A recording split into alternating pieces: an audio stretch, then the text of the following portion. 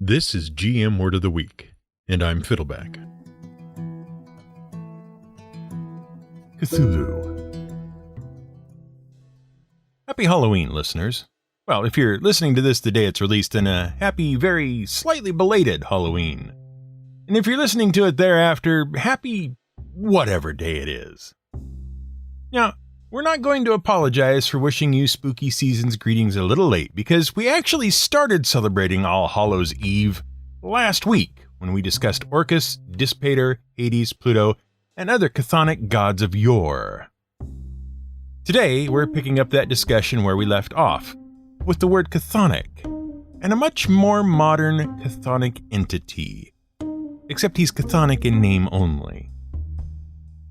As we mentioned last week, the word chthonic, that's C-T-H-O-N-I-C, chthonic, comes from an ancient Greek word. And that word is chthon. It means underground. But you might be wondering about the weird combination of consonants that start off that word. The same weird combination that starts off the word of the week, Cthulhu. That CTH thing. Well, that's a product of the fact that Greek words come from a different language than English words with a different alphabet and even slightly different sounds. And that C at the start is not a C at all. But modern Western speakers have trouble with that idea. In ancient Greek, the word chthon is spelled chi theta omega nu. To Romanize that, to put it in the Latin alphabet we're used to, you replace the chi with a hard C, and the theta with a th. Now, every language has its own rules about how consonants combine to form new sounds. For example, that th thing is a special combination of two consonants to produce a new and different sound. And in the case of th, that specific combination was added to the Latin alphabet to pronounce Greek words. See, the Greeks had a letter to make that th sound. That was the theta. But in Latin, that sound just didn't exist at all. There are no words that had a th sound. That linguistic trick is called a digraph. It's a combination of two letters or symbols to produce a special sound, and sometimes they're even rendered as a single letter. If you've ever seen that combined AE thing, well, you're seeing a digraph specifically added to English from Latin to add a vowel sound that Latin had and English didn't. When a digraph is rendered as a single symbol, by the way, that's called a grapheme. And when a new sound is created using two vowels together, that's called a diphthong. So when you see the letters A and E together in the word archaeology, that's a digraph that used to be a grapheme to bring a Latin diphthong into the English language because English didn't quite have the same sound in it.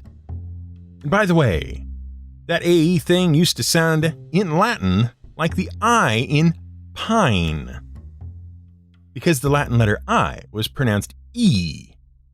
And this is but one reason why I have trouble with pronunciations.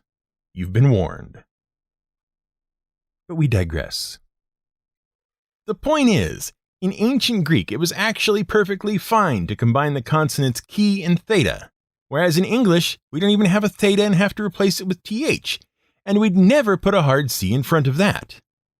And the reason the Greeks did combine chi and theta was because we're actually mispronouncing the chi these days. See, the Greeks have two very similar letters, chi and kappa. And these days, Westerners pronounce them mostly the same as a hard C or K sound. But there was actually a very slight difference in the ancient Greek pronunciation. The kappa was completely unaspirated. It was a very short, hard sound, and chi was aspirated. That means it had a drawn-out exhalation. We're exaggerating a bit, but it's the difference between saying brick and bricka. Which is why we say chthonic and Cthulhu instead of chthonic and Cthulhu. By the by, in modern Greek, as far as we know, the chi is pronounced similarly to the ch in the Scottish loch or the German ich. But we digress. Chthonic, dwelling underground, Hades, Dispater, Pluto, Hecate, and even Demeter for part of the year. They were part of the Greek Chthoniya, the underworld gods, the subterranean gods.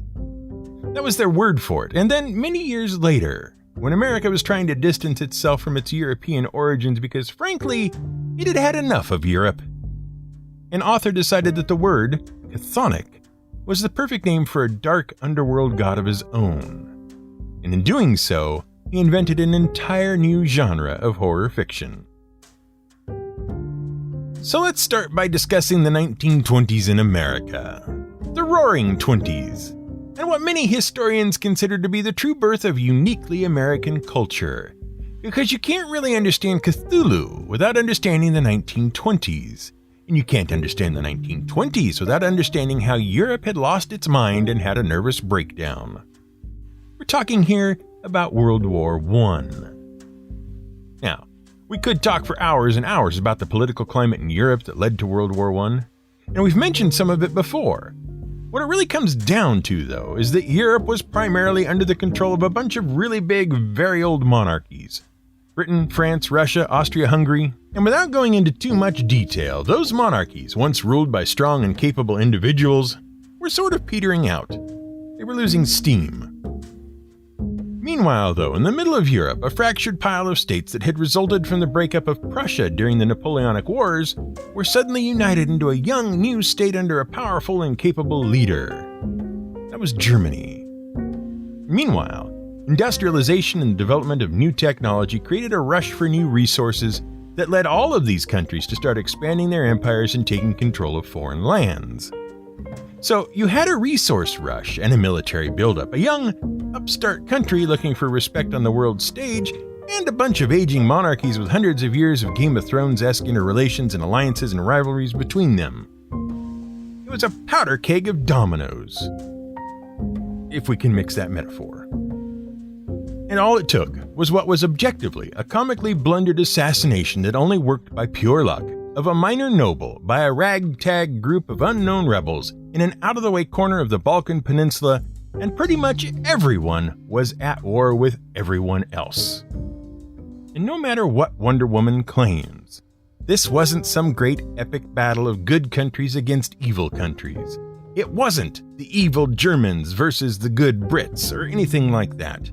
It was the collapse of the social order that had ruled Europe, and everyone fighting everyone because of, in the words of one ambassador, some damned fool thing in the Balkans. And to this day, historians are still debating exactly how everything went down and what really did what. World War I was an unimaginable disaster.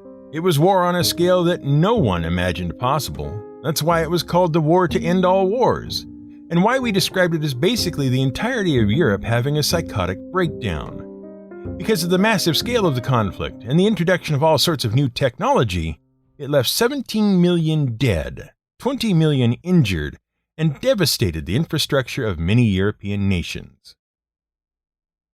Now, the world had already been going through a big transformation when World War I broke out. There was that whole industrialization thing. That's why the face of war had changed so dramatically. The world was modernizing, and in a lot of ways, the war sped up those changes. With so many able-bodied men fighting in the war, women filled a lot of vacant jobs in the workforce, and that led to an increase in women's rights and helped the women's suffrage movement take hold. To maintain wartime production, which sadly was very good for business, factories modernized and increased their use of new technologies. In short, the war helped accelerate a lot of the social, technological, and cultural transformations that were occurring as a result of the Industrial Revolution, which we should point out included very positive things and also very negative things. The rise of worker unions, for example, led to increased worker rights, but also empowered organized crime. Increased profits and new technology led to prosperity for many, but it also led to price inflation and a lot of unemployment. The unemployment, combined with new waves of immigration, increased racial tensions.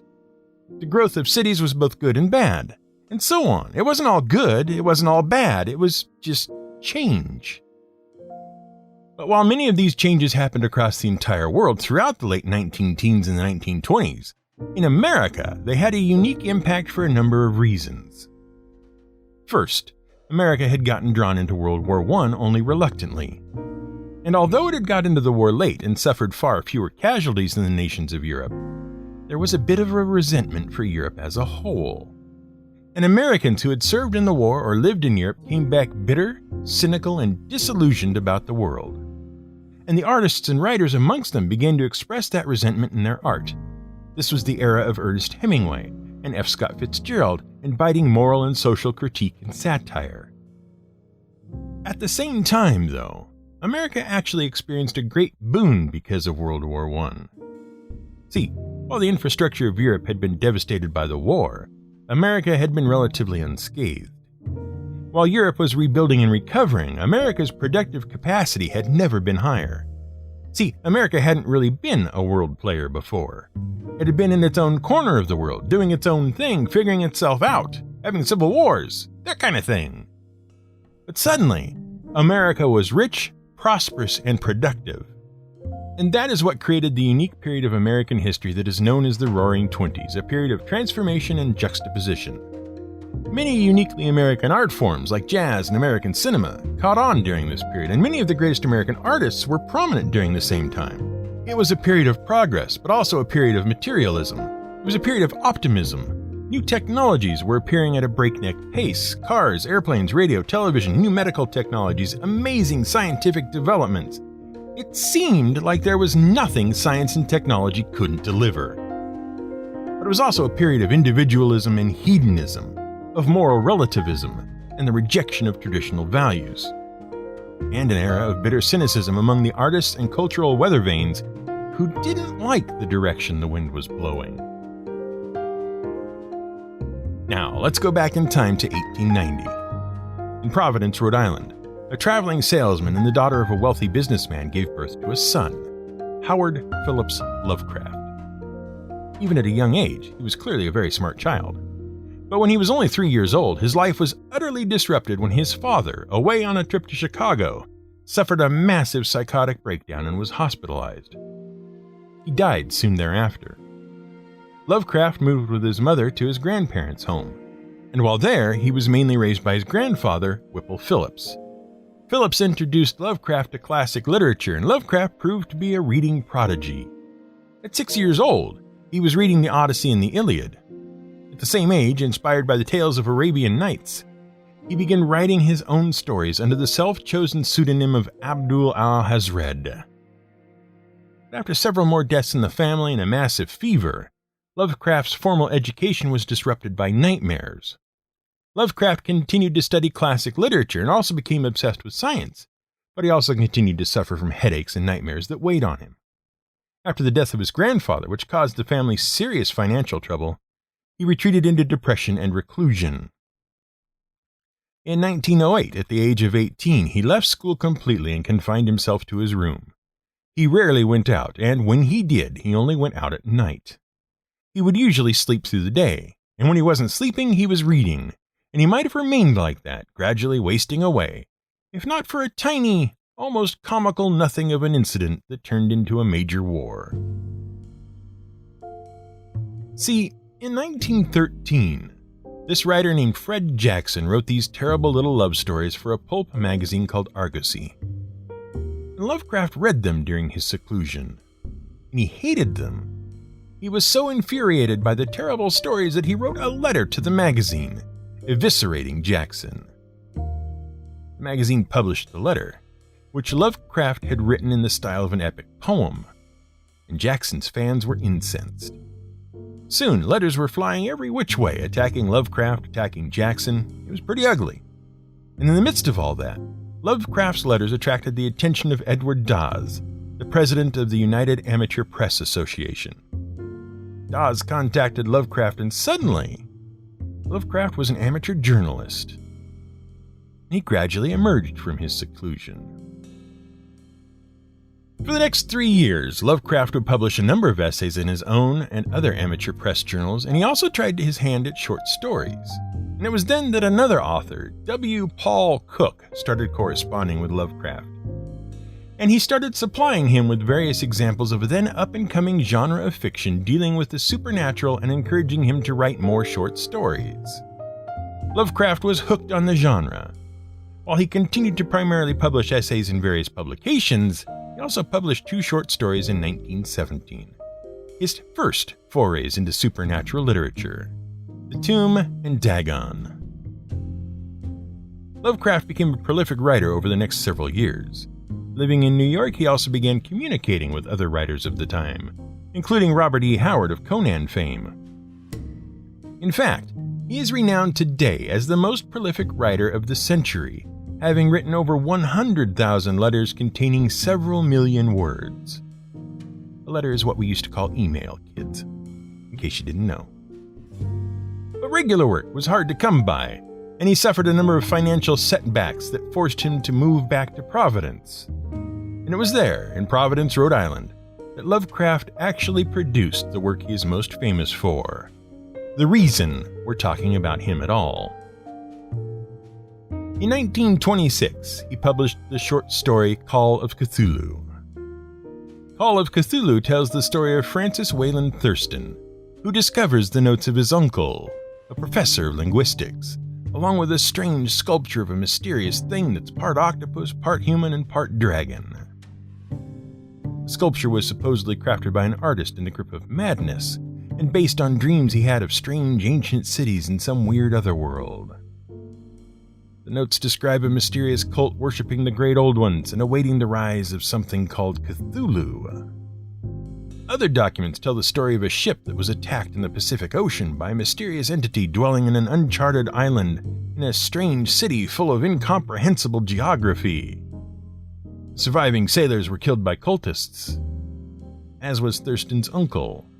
And in the end, Thurston realizes he is likely also a target now, as the cultists are trying to keep the information about the strange Cthulhu a secret.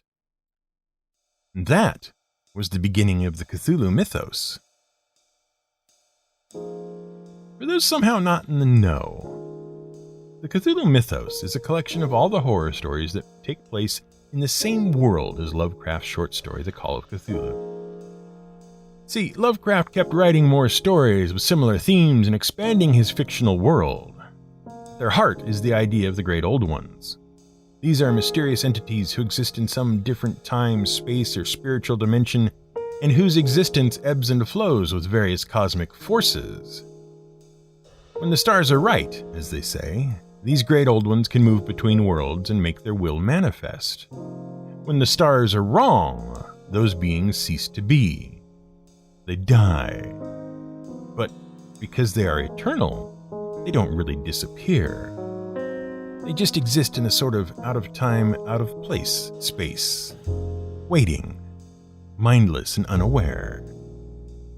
Hence the hymn in Call of Cthulhu, Tunglui Miglnoth, Cthulhu, Rilya, Waganagl, Victong, which in the fictional language of the Old Ones means in his house at Rilya, dead Cthulhu waits dreaming. Now, even though the first story is the Call of Cthulhu, and the universe is called the Cthulhu mythos, neither that story nor Cthulhu are particularly important, either in the fictional universe or the real one. In the real world, Call of Cthulhu was just a first attempt. It established the world, but it wasn't especially popular at the time. Nor is it considered to be particularly important to Cthulhu fans.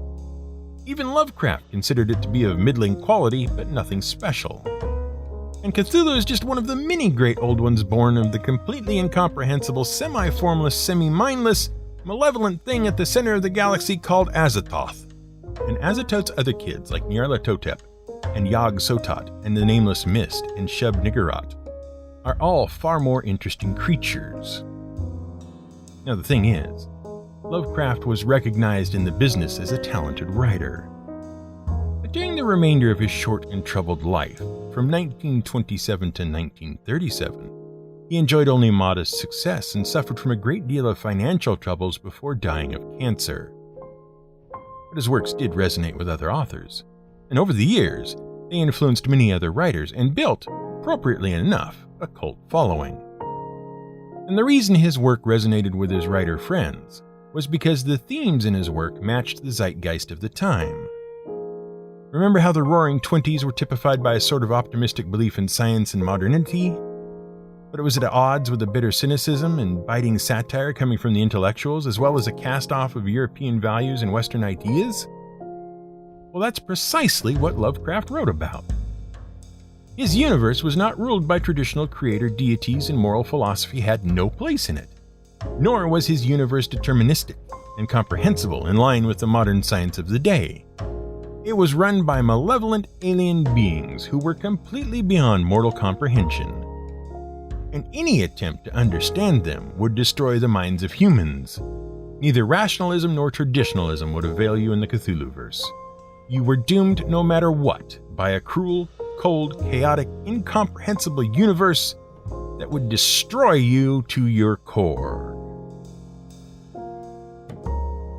Fun, right?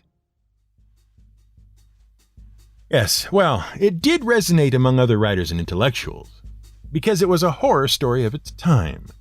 And it was that resonance that really ensured Lovecraft's Cthulhu would be remembered, because other writers kept borrowing from Lovecraft's universe, or adding to it, or building their own. A lot of people don't realize that R.E. Howard's Conan the Barbarian stories and his prequel Cole the Conqueror stories are part of the Cthulhu mythos.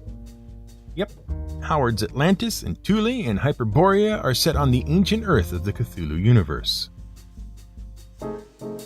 Because of that popularity, Lovecraft's themes became the foundation for an entire subgenre of horror fiction, Cthulhu horror, as it's called, or cosmic horror.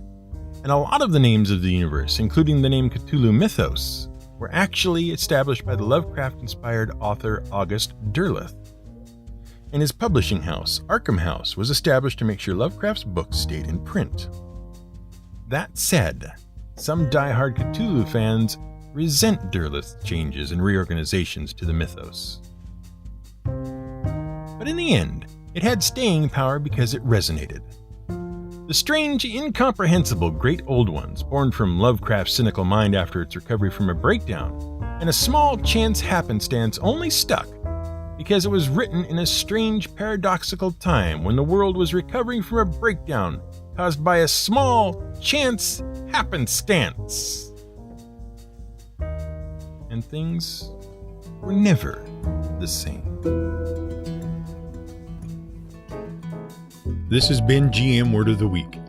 It's written and researched by The Angry GM and produced by me, Fiddleback.